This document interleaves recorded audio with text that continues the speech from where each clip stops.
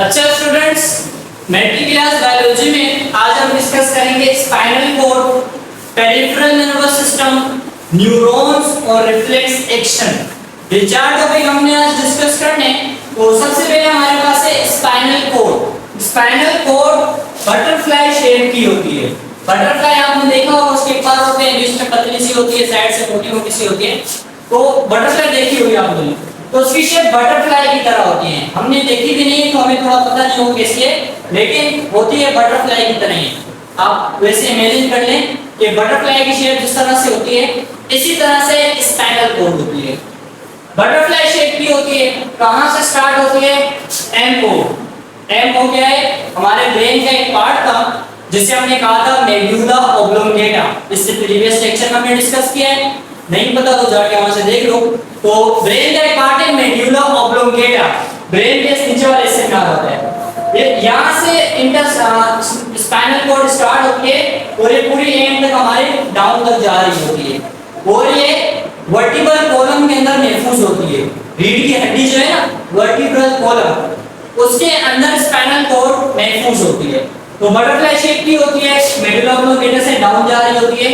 अच्छा, आउटर वाला इसका रीजन होता है व्हाइट कलर का, इसीलिए इसको कहते हैं व्हाइट मैटर। इनर वाला जो होता है वो ग्रे कलर का होता है, इसीलिए इसको कहते हैं ग्रे मैटर। ये स्पाइनल कॉर्ड आउटर वाला जो होता है व्हाइट होता है, और इनर वाला जो होता है वो होता है ग्रे। जब हमने ब्रेन का पढ़ा था तो ब्रेन इसका उलट होता है। ब्रेन का आउटर वाला ग्रे होता है, इनर वाला व्हाइट होता है। यहाँ थोड़ा उल्टा होता है। जिस तरह से हमारे ब्रेन के ऊपर प्रोटेक्शन के लिए मेम्ब्रेन थी, जिससे हमने कहा था मेनिंग्स, इसके ऊपर भी मेनिंग्स होती हैं, और इसके अंदर भी सीएसएफ होता है, सेरिब्रो स्पाइनल फ्लूइड। इसके अंदर भी फ्लूइड होता है और इसके ऊपर भी मेम्ब्रेन होती है, एज इट इज जैसे हमारे ब्रेन के पास भी। इसके अलावा इसको कहा जाता है एक्सप्रेस वे। एक्सप्रेस वे कहा जाता है एसएमएस के लिए। अब ये होता क्या है, देखो, हमें कुछ हाथ लगा है या हमें कुछ भी महसूस हो ना, तो उसका मैसेज लेने के लिए हमारी पूरी बॉडी में वायर्स होती हैं। उन वायर्स को हम कहते हैं नर्व्स। मैंने अपने आप को हाथ लगाया, यहाँ पे भी वायर आई हुई है। इस वायर ने यहाँ से एसएमएस को लेके गया मेरी स्पाइनल कॉर्ड के पास। अब स्पाइनल कॉर्ड एक्सप्रेस वे की तरह काम करेगी। इस मैसेज को यहाँ से कहाँ लेके जाएगी? मेरे ब्रेन के पास लेके जाएगी। तो स्पाइनल कॉर्ड एक्सप्रेस वे की तरह काम करती है। एसएमएस को ब्रेन के पास लेके जाती है, फिर ब्रेन से पूरी बॉडी में लेकर आ रही होती है। इसके अलावा इसको कहा जाता है मिनी कंट्रोल सेंटर। हमारी बॉडी के कुछ ऐसे रिस्पॉन्स होते हैं जो हमारा ब्रेन कंट्रोल नहीं करता, उसको फिर स्पाइनल कॉर्ड खुद ही कंट्रोल कर लेती है। एक एग्जांपल मैं आपको देता हूँ कि फर्स्ट फ्लोर पे खड़ा हूँ और मुझे पता चले कि सामने से मुझे कोई बच्चा पत्थर मार रहा है जोर से, ठीक है, अब मैं इधर खड़ा हूँ। अब जब आपने देखा होगा हमें कोई चीज कोई फेंक रहा होता है तो हम डायरेक्ट हट जाते हैं, हम सोचते नहीं है कि क्या होगा। मैसेज ब्रेन के पास नहीं जाता कि पत्थर आ रहा है, अब मैंने यहाँ पर होना है कि वहां पर होना है, ऐसा कुछ नहीं होता। जैसे पत्थर से बाहर है हम डायरेक्ट हट जाते हैं सामने से। ये जो डायरेक्ट वाला जो हमारे रिस्पॉन्स हुआ उसको कौन कंट्रोल करता है? स्पाइनल कॉर्ड कंट्रोल करती है। इसी वजह से इसको कहते हैं मिनी कंट्रोल सेंटर। तो ये हो गया all about spinal cord. Next हमारे पास है peripheral nervous system. Peripheral nervous system जो होता है, अच्छा ये क्या होता है? हमने पढ़ा था सेंट्रल नर्वस सिस्टम, जो यहाँ तक खत्म हो गया। सेंट्रल नर्वस सिस्टम के दो पार्ट थे, एक ब्रेन, दूसरा स्पाइनल कॉर्ड। अब इसमें से जो नर्व्स निकलती हैं वो आता है पेरिफेरल नर्वस सिस्टम में, जिसको पीएनएस भी कहते हैं। अच्छा, सेंट्रल नर्वस सिस्टम, ब्रेन और spinal cord, central nervous system, इसमें से क्या निकलती है? इसमें से निकलती है कुछ केबल्स। उन केबल्स को हम कहते हैं नर्व्स। केबल्स को हम क्या कहते हैं? नर्व्स। और ये नर्व्स हमारी पूरी बॉडी के ऑर्गन्स में फैली हुई होती हैं। जैसे कि मैंने बताया, मुझे कोई हाथ लगाएगा तो यहाँ पर एक केबल आई हुई होती है, जिसको हम कहते हैं नर्व।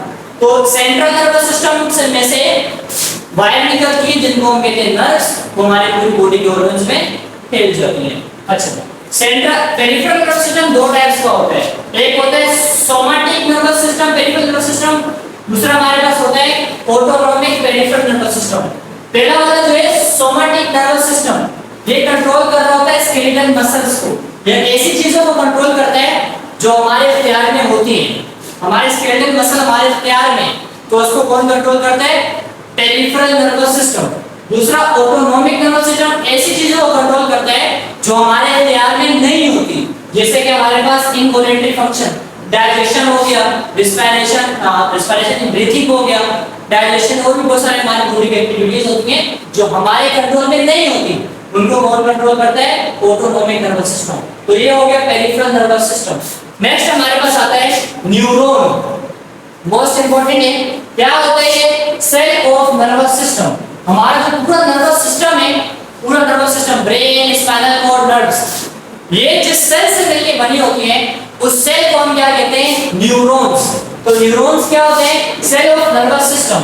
ये क्या करते हैं? जनरेट, ये पैदा करते हैं और करते हैं कंडक्ट और लेके जाते हैं। किस चीज को लेके जाते हैं? नर्व इंपल्स या एसएमएस को। ठीक है, मुझे किसी ने हाथ लगाया, मैंने अपने आप को हाथ लगाया, तो मेरे हाथ लगाने के बाद एसएमएस को जनरेट न्यूरॉन करेंगे। अब एसएमएस को यहाँ से लेकर ब्रेन तक कौन लेके जाएगा? वो भी न्यूरॉन लेके जाएगा। तो जनरेट भी करते हैं और कंडक्ट भी करते हैं, जनरेट भी कर रहे हैं और कंडक्ट भी कर रहे हैं, तो इनको हम कहते हैं न्यूरॉन्स।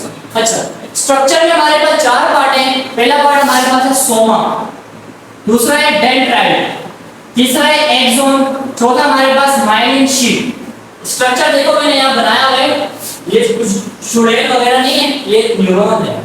एक मतलब मैं कहीं पढ़ा तो बच्चे ने कहा सर आपने चुड़ैल बनाई है, ये चुड़ैल के बाल वगैरह नहीं है, ये न्यूरॉन है। तो न्यूरॉन, इसके ऊपर वाला जो ये वाला पार्ट है इसको हम कहते हैं सोमा। क्या कहते हैं? इसको हम कहते हैं सोमा। ये चुड़ैल नहीं है, इसको कहते हैं सोमा।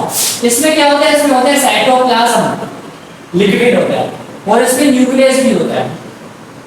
कहां पर? सोमा के अंदर। अच्छा, जो सोमा है इसके ऊपर से छोटे छोटे वायर निकली भी होती है, इन वायर्स को हम कहते हैं डेंड्राइट। ये क्या करते हैं? एसएमएस को रिसीव करते हैं। एक्सोन, इसके अपोजिट साइड में एक वायर होती है बड़ी सी, इसको हम कहते हैं एक्सोन। ये एसएमएस को आगे भेजते हैं, इसको आगे ट्रांसमिट करते हैं। रिसीव को हम करते हैं डेंड्राइट और आगे ट्रांसफर को हम करते हैं एक्सोन करते हैं। नेक्स्ट हमारे पास है माइलिन शीट। एक्सोन वाला पार्ट थोड़ा सा लंबा होता है, तो उसके ऊपर एक शीट होती है, इस शीट को हम कहते हैं माइलिन शीट। ये क्यों होती है? क्योंकि साथ में एक और न्यूरॉन होगा, उसका भी एक्सोन जा रहा होगा। और आपको मैं एक चीज बता दूं, हमारी बॉडी में जो एसएमएस जाते हैं वो इलेक्ट्रिकल की फॉर्म में होते हैं, बिजली की फॉर्म में होते हैं। अगर इसके ऊपर शीट नहीं होगी, शीट में हटा दूं तो यहाँ से बिजली गुजरेगी, तो बिजली साथ वाले न्यूरॉन को भी लगेगी, जिससे हमें करंट महसूस होगा। कुछ याद आ रहा है इससे? अक्सर हम इस साइड पर हाथ लगाते हैं और यहाँ में कहीं जोर से लग जाए तो हमें लगता है कि किसी ने हमें करंट लगाया है, वो होता नहीं है। असल में हमारे पास दो जो न्यूरॉन के एक्सोन पार्ट है वो अटैच हो जाते हैं, वो अटैच होते हैं तो हमें फिर लगता है करंट। अब माइलिन शीट होने की वजह से यहाँ से अंदर जो बिजली जा रही है वो बाहर नहीं आती। इस प्रोसेस को हम कहते हैं इंसुलेशन। तो माइलिन शीट क्या करती है? इंसुलेट कर रही होती है। तो ये हमारे पास है all about neuron. Last topic हमारे पास है रिफ्लेक्स एक्शन। एक्शन का मतलब होता है कोई काम, रिफ्लेक्स का मतलब होता है डायरेक्ट ऑटोमेटिक काम। तो हमारी बॉडी में जितने भी ऑटोमेटिक एक्टिविटीज होती हैं उनको हम कहते हैं रिफ्लेक्स एक्शन। ये हमारी बॉडी में प्रोग्राम्ड होती हैं, जैसे कि ब्लिंकिंग ऑफ आई।